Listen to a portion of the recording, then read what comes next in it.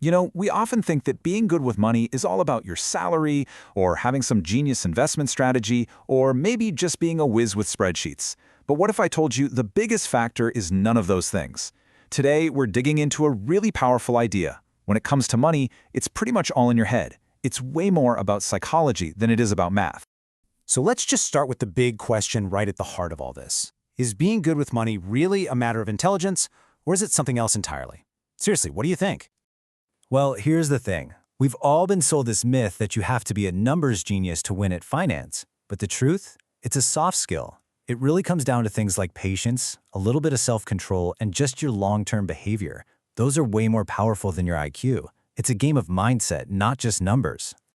Okay, so let's dive into this with our first section. We're going to look at how our own unique life experiences are the real architects of the financial choices we make every single day. This quote right here is a total game changer. It means there's no single right way to think about money. I mean, think about it. Someone who grew up with very little is going to view risk completely differently than someone who was born into wealth. And the wild part is, both of their viewpoints are totally logical in their own world. We're all playing a different game, with different rules. So, if our past shapes how we see money, what about all the stuff we can't control? Because our success isn't just about the decisions we make. We have to factor in these invisible forces, luck and risk, that are always in the background. Luck and risk are basically twins. For every amazing success story that got a little boost from good luck, there's another story of a brilliant failure that got knocked off course by some random, unpredictable risk. The person's actions might have even been identical. So what that tells us is we should probably focus less on copying specific people and more on just learning the broad, general patterns of success. So if we can't really control luck, and we can never totally avoid risk, where does that leave us? What is our real power in this whole equation? What's the one thing you can actually manage? The answer is one simple but honestly revolutionary word: enough. And look, this isn't about settling for less. It's a survival skill. It's knowing when to get off that endless treadmill of wanting more and more and more. Because that's the kind of ambition that pushes people to take crazy risks that can destroy everything they've already built. It's about knowing where your own finish line is. And knowing that finish line is absolutely critical, because it leads us to this huge distinction. The mindset that helps you build wealth is often the polar opposite of the one you need to actually keep it. They're two totally different skills. This table just lays it out perfectly. To get wealthy, you often need a ton of optimism. You got to take some big, concentrated risks and bet on the future. But staying wealthy? Oh, that's a different beast. That requires a bit of paranoia, some frugality, and a focus on just surviving the ups and downs. Your whole strategy shifts to building a margin of safety. And that's really the bottom line here. Building that room for error is everything. Think of it like a safety net or a shock absorber for your financial life. Because the one thing we know for sure is that the future will always surprise you. A plan that has no room for error is a plan that is guaranteed to fail.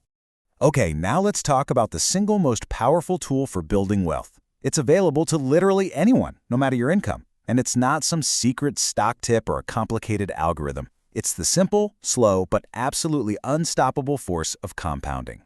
The quote-unquote magic of compounding is actually incredibly simple. It all boils down to these three things.